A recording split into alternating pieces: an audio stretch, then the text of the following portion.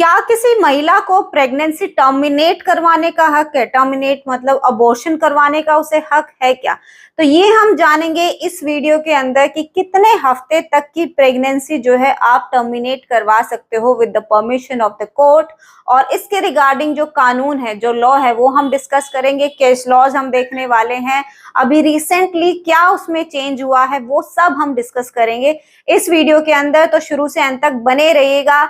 यहाँ हम देखने वाले हैं the medical termination of pregnancy act 1971, जो बहुत बेस है इस लॉ का, वो हम देखेंगे। उसके बाद देखेंगे the MTP amendment act 2021। MTP का मतलब ही होता है medical termination of pregnancy, shortcut में यहाँ लिखा गया है।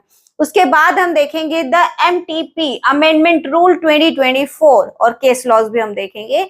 तो शुरू से अंत तक बने रहिएगा, ये वीडियो बहुत इंफॉर्मेटिव होने वाली है, लॉ स्टूडेंट्स के लिए भी और आम लोगों के लिए भी। मेडिकल टर्मिनेशन के जो लॉज हैं पहले उनको समझ लेते हैं, उसके हाइलाइट्स मैंने यहाँ लिखे हैं जो एग्जाम पॉइंट ऑफ व्यू से बहुत इंपॉर्टेंट है, डायरेक्ट क्वेश्चन पूछे जाते हैं। ठीक है, तो यहाँ मैंने दोनों ही आपके लॉज लिख दिए हैं। द एमटीपी एक्ट 1971 जो बेस है आपका, उसके बाद एमटीपी अमेंडमेंट एक्ट 2021। ज्यादातर आपसे क्वेश्चन इसी से ही पूछे जाएंगे। ये मैंने सिर्फ आपको कंपैरिजन, आपकी समझ आ सके कि पहले क्या कानून था और अब क्या है, इसलिए मैंने यहाँ लिखा है दोनों को। चलिए देखते हैं 1971 का जो एमटीपी एक्ट था ये आपका, वहां पर मैरिड वुमेन वर्ड यूज किया गया। इट मींस जो मैरिड वुमेन है उन्हीं को ही राइट है ऐसी प्रेगनेंसी को टर्मिनेट करवाने का।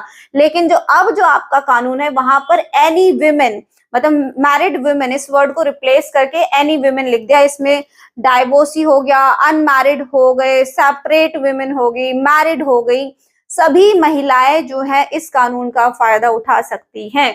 सेकंड, यहाँ पर 1971 वाले लॉ में हस्बैंड वर्ड यूज हुआ है, लेकिन यहाँ पे पार्टनर, ये इनोवेटिव है। अगर कोई लिव इन में रह रहा है तो वो भी जो है लोग जो है यहाँ पर कवर किए जा सकते हैं इस कानून के अंदर। तो हस्बैंड वर्ड को रिप्लेस करके यहाँ पार्टनर लिखा गया है। ठीक है, आगे देखते हैं 20 वीक्स। 1971 का जो लॉ है वो परमिट करता था कि 20 वीक्स तक की ही प्रेगनेंसी को आप टर्मिनेट करवा सकते हो। लेकिन अब जैसे बहुत सारे केसेस ऐसे सामने आए जिसमें प्रेगनेंसी का पता नहीं चल पाता, बहुत लेटली पता चल पाता, या फिर बाद में कुछ कॉम्प्लिकेशंस हो जाती हैं और 20 वीक्स जो है वो पार हो जाता है। तो ऐसी सिचुएशन में क्या किया जा सके, यहाँ इस अमेंडमेंट में इसे 24 हफ्ते तक की जो प्रेगनेंसी है उसे टर्मिनेट करवाया जा सकता है। अगर कोई रेप सर्वाइवर है या फिर कोई स्पेशल सर्कमस्टांसेस हो रही है जहां पर टर्मिनेट करवाना बहुत जरूरी है, तो उसमें कोर्ट की परमिशन के साथ उसे उस प्रेगनेंसी को टर्मिनेट करवाया जा सकता है।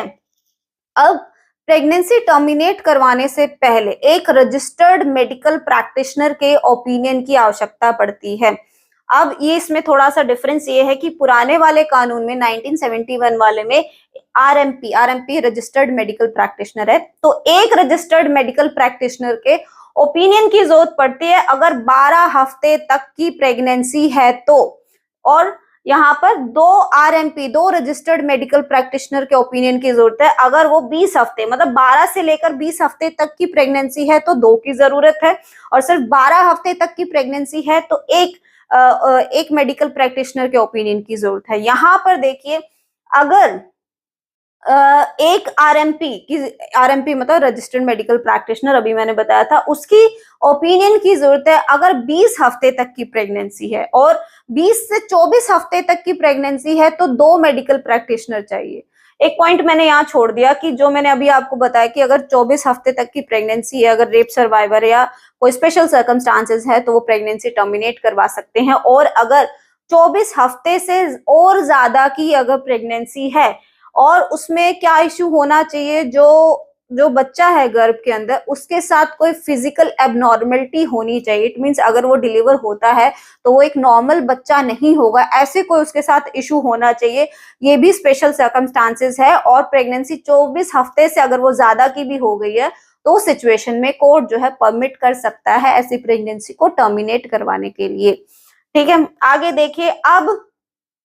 अब इसमें एक ये है कि कब आपको ये 2 मेडिकल रजिस्टर्ड प्रैक्टिशनर के ओपिनियन के आप समझ गए। अगर आपकी 24 हफ्ते तक की, ये लिखा है ना यहाँ पे, state medical board beyond 24 weeks, अगर आपकी 24 हफ्ते से ज्यादा की अगर प्रेगनेंसी हो गई है, तब कितने कितने मेडिकल प्रैक्टिशनर के ओपिनियन की जरूरत होती है। हर स्टेट में एक मेडिकल बोर्ड होता है, स्टेट मेडिकल बोर्ड, फिर वहां पर उनके ओपिनियन की आवश्यकता होती है। क्यों होती है? क्योंकि वो ये एक्सप्लेन करते हैं कि भी क्या क्या कॉम्प्लिकेशंस हो सकती है, क्या ये सेफ रहेगा या नहीं रहेगा, इन सब के ओपिनियन की बहुत आवश्यकता रहेगी जब ये मेडिकली जो है प्रेगनेंसी को टर्मिनेट करवा जाएगा, जो 24 हफ्ते की ज्यादा की होगी, तो उसमें पूरे बोर्ड के ओपिनियन की आवश्यकता रहती है। अब इसमें इम्प्रिजनमेंट या फाइन के बारे में देख लेते हैं, क्योंकि देखिए बहुत ही कॉन्फिडेंशियल मैटर रहता है। किसी भी महिला की आइडेंटिटी को डिस्क्लोज करना ये उसके लिए सही नहीं हो सकता है सामाजिक रूप से। तो पहले वाले कानून में it's a breach of the women's confidentiality, fine up to 1000 rupees, तो सिर्फ 1000 रुपए तक का ही जुर्माना होता था अगर कोई उसकी जो है आइडेंटिटी डिस्क्लोज कर देता था। लेकिन अब के कानून में क्या है, फाइन और इम्प्रिजनमेंट ऑफ 1 ईयर, उस पे फाइन जो एप्रोप्रिएट फाइन है वो भी लगाया जा सकता है और 1 साल तक की उसे सजा दी जा सकती है। आगे अगर कोई प्रेगनेंसी 24 हफ्ते से ज्यादा की हो जाती है तो उसमें आप कोर्ट की परमिशन कैसे लेते हैं? तो देखिए जनरली जो है रेप सर्वाइवर हो गए या स्पेशल सर्कमस्टांसेस वाले ही जो है 24 हफ्ते से ज्यादा की प्रेगनेंसी को टर्मिनेट करवाने के लिए कोर्ट में जाते हैं। तो इसके लिए आपको स्पेशली रिट पिटीशन फाइल करनी पड़ेगी सुप्रीम कोर्ट के अंदर, तभी जो है आपका मैटर सुना जा सकता है,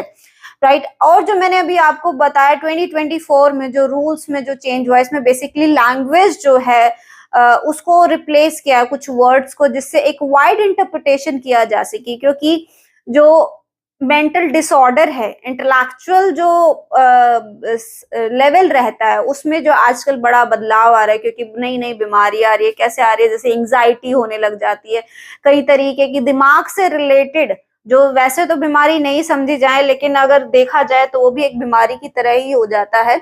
इसीलिए यहाँ पे कुछ वर्ड्स को रिप्लेस किया गया है ताकि एक वाइड इंटरप्रिटेशन किया जा सके उसका। तो एमटीपी रूल 2003 जो है, इसमें एक वर्ड यूज होता था मेंटल रिटार्डेशन, इसको रिप्लेस करके अब जो है विमेन विद इंटेलेक्चुअल डिसेबिलिटी, इसके वर्ड को पढ़ के आप समझ रहे हो कितना वाइड इंटरप्रिटेशन होगा। बहुत सारी मेंटल एबनॉर्मलिटीज को यहाँ पर इंक्लूड कर दिया गया है। तो वाइड इंटरप्रिटेशन की वजह से बहुत सारी ऐसी महिलाएं, जैसे कि ये मैं इसलिए बता रही हूँ क्योंकि जो मैं बार बार कह रही हूँ कि रेप सर्वाइवर है या फिर किसी महिला को ऐसी मानसिक कोई डिप्रेशन है जिसकी वजह से वो जो है बच्चा नहीं रखना चाह रही है या फिर एक सोशल स्टिग्मा उस पर लग सकता है, तो ऐसे सिचुएशन में कोर्ट उसे उस प्रेगनेंसी को टर्मिनेट करने के लिए अलाउ कर सकता है। इस वाइड इंटरप्रिटेशन से बहुत सारी महिलाएं की जो मेंटल डिसेबिलिटी है वो भी इंक्लूड यहाँ पर हो जाएगी। तो ये जो अमेंडमेंट है इस रूल में पब्लिश हुआ था जून 18 2024 को, और इसी को हम बोलते हैं the MTP amendment rules. Rules लिखा हुआ है, ठीक है, एक्ट नहीं लिखा, याद रखिएगा, रूल्स है 2024 इस अमेंडमेंट को बोलते हैं। आगे देख रूल्स को डिस्कस कर लेते हैं, इससे समझ और बढ़ जाएगी कि भी कौन कौन सी महिलाएं यहाँ पर इंक्लूड की गई हैं जिनको मेडिकली टर्मिनेशन करवाना अलाउड है, ठीक है। सो रूल 3B इसके बारे में बताता है of the MTP amendment rules 2021, जो ये बताता है कि कौन कौन सी महिलाओं को यहाँ इंक्लूड किया गया है जिन्हें 24 हफ्ते तक की प्रेगनेंसी टर्मिनेट करवाना अलाउड हो सकता है। ओके, सो सबसे पहला है सर्वाइवर ऑफ सेक्सुअल असॉल्ट और रेप और इंसेस्ट। अगर कोई रेप सर्वाइवर है, उसकी प्रेगनेंसी है या फिर सेक्सुअली असोल्ट जिसे किया गया है जिसकी वजह से उसको प्रेगनेंसी हुई है, या फिर इंसेस्ट क्राइम। इंसेस्ट क्राइम वो होता है when a woman is sexually assault bye there biological relatives. समझ गए होंगे आप। तो उनके द्वारा अगर ऐसा कुछ हुआ है जिसकी वजह से वो प्रेग्नेंट हो गई है तो उसकी भी प्रेगनेंसी टर्मिनेट करवाई जा सकती है जो 24 हफ्ते तक की रही हो। सेकेंड है माइनर, अगर कोई माइनर है वो प्रेगनेंसी टर्मिनेट करवाना चाहे तो वो भी अलाउड हो सकता है कोर्ट के द्वारा। Change of marital status during the ongoing pregnancy, कि महिला प्रेग्नेंट है और उसका मैरिटल स्टेटस चेंज हो जाता है जिसकी वजह से उसके लिए कंपैटिबल नहीं रहेगा, कन्वीनियंट नहीं रहेगा उस प्रेगनेंसी को रखना। जैसे कि अगर कोई विडो है या कोई डाइवोर्स है तो भी 24 हफ्ते तक की प्रेगनेंसी टर्मिनेट करवाई जा सकती है। विमेन विद फिजिकल डिसेबिलिटी, शारीरिक रूप से अगर वो डिसेबल है, वो कैपेबल नहीं है, इसका जो कानून है आपका this is the rights of person with disabilities act 2016, इसमें जो मेजर डिसेबिलिटीज वहां पे डिस्कस की गई है उसके अंडर अगर वो आती है तो वो मेडिकली टर्मिनेट करवा सकती है। Next is mentally ill women including women with intellectual disability. जो मैंने अभी बताया था ये वर्ड रिप्लेस करके आया है, वाइड इंटरप्रिटेशन हो गया है। मानसिक रूप से अगर कोई अस्वस्थ है कोई महिला तो वो भी अपनी प्रेगनेंसी टर्मिनेट करवा सकती है। द फर्टाइल मालफॉर्मेशन, अगर गर्भ में जो बच्चा है वो अगर एक नॉर्मल बच्चा डिलीवर नहीं हो पा रहा है, हैंडीकैप्ड है या फिजिकली नॉर्मल नहीं है तो भी वो टर्मिनेट करवाया जा सकता है। Women with pregnancy in humanitarian setting or disaster or emergency situation as may be declared by the government। तो गवर्नमेंट अगर कोई ऐसा कानून लेकर आ रही है जो कि for the beneficial of the women, that particular women, तो भी ऐसे सिचुएशन में तो उसको टर्मिनेट करवाया जा सकता है। अब एक केस लॉ देख लेते हैं, उससे जो है थोड़ा और समझ बढ़ जाएगी हमारी। चलिए देख एक केस डिस्कस कर लेते हैं। ये है X versus the principal secretary health and family welfare department government of NCT of Delhi and others. ये रिस्पोंडेंट और ये आपके अपीलेंट। एक्स यहाँ इसलिए लिखा है, मैंने अभी आपको बताया था कि महिला की आइडेंटिटी डिस्क्लोज नहीं की जा सकती है, ठीक है। तो एसएलपी मतलब स्पेशल पिटीशन फाइल की गई थी। दिल्ली हाई कोर्ट ने इस अपील को जो है रिजेक्ट कर दिया था, ये बोलते हुए कि जो महिला ने ग्राउंड बताया है इस ग्राउंड को कानून के अंदर कहीं नहीं बताया गया, तो इस बेसिस पर ये इसकी जो एप्लीकेशन है एक्सेप्ट नहीं की जा सकती, उसको रिजेक्ट कर दिया था। इसमें क्या था, एक 25 साल की महिला थी, वो लिव इन रिलेशनशिप में थी किसी के साथ, जिसकी वजह से वो प्रेग्नेंट हो जाती है और वो एडवांस स्टेज पर होती है, बट जो उसका पार्टनर है वो उससे शादी करने से मना कर देता है। तो कोर्ट में ये ग्राउंड बताती है कि that she is not financially stable, और ये सिंगल मदर अगर होती है तो समाज में उसके लिए एक स्टिग्मा हो जाएगा, एक दाग लग जाएगा उसके कैरेक्टर पे। तो इन बेसिस पर वो टर्मिनेशन करवाना चाहती है प्रेगनेंसी का, लेकिन दिल्ली हाई कोर्ट ने इसे रिजेक्ट कर दिया था क्योंकि कहीं पर भी एमटीपी एक्ट के अंदर ये ग्राउंड नहीं बताया था। हमने रूल 3 भी अभी डिस्कस किया, उसमें कहीं पर भी ये ग्राउंड नहीं बताया गया। If women is financially not strong, या फिर वो सिंगल मदर है, या सोसाइटल उस पर स्टिग्मा लग रहा है, तो इस बेसिस को बनाकर आप टर्मिनेशन करवा सकते हो, ये कहीं पर नहीं दिया गया था। लेकिन महिला ने यही ग्राउंड बताए थे, लेकिन सुप्रीम कोर्ट ने उसकी इस एप्लीकेशन को एक्सेप्ट किया और उसे अलाउ किया कि वो अपनी प्रेगनेंसी टर्मिनेट करवा सकते हैं। क्योंकि देखिए कोर्ट का काम होता है कानून को वाइडली ओपनली उसे इंटरप्रेट करना, ताकि इससे सभी का भला हो सके। सभी का मतलब जो जेन्युइन पर्सन है उन लोगों का, इनोसेंट जो पर्सन, ठीक है। आगे देखते हैं सुप्रीम कोर्ट ने क्या डिसाइड किया। सुप्रीम कोर्ट का जजमेंट देख लेते हैं इस मैटर पर। तो एसएलपी को डिसाइड करने से पहले एक इंटरिम ऑर्डर पास किया था, जहां पर कोर्ट ने अलाउ किया था 24 वीक्स तक की प्रेगनेंसी जो महिला को थी एडवांस स्टेज पर, वहां पर उनको मेडिकली टर्मिनेशन अलाउड कर दिया था थ्रू द अबॉर्शन। और ये ऑर्डर आया था 21 जुलाई 2022 को। ये आपका मैटर 3 जजेस बेंच केस रहा। आपके justice DY Chandrachud, justice AS Bopanna and justice JB Pardiwala ने ये मैटर डिसाइड किया था।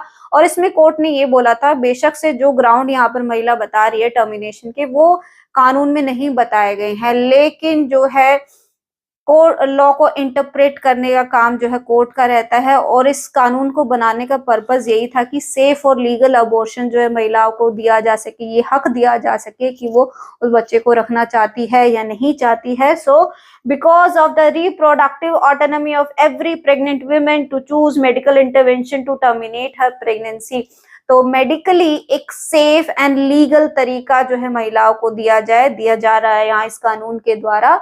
और इसी बेसिस पर उसे महिला को 24 हफ्ते तक की प्रेगनेंसी जो एडवांस स्टेज पर थी उसको मेडिकली टर्मिनेट करवाना उसे अलाउ कर दिया गया इस केस के अंदर। आई होप कि आपका ये जो टॉपिक है क्लियर हो गया होगा। फिर भी किसी को कोई डाउट है या कोई किसी का सवाल है इस टॉपिक से रिलेटेड, आप मुझसे पूछ सकते हैं, कमेंट करिए। या आपको वीडियो कैसी लगी, अच्छी बुरी लगी, कोई सजेशन हो कुछ, आप कमेंट करके बताइए, मैं आपको आंसर करूंगी। And thank you for watching.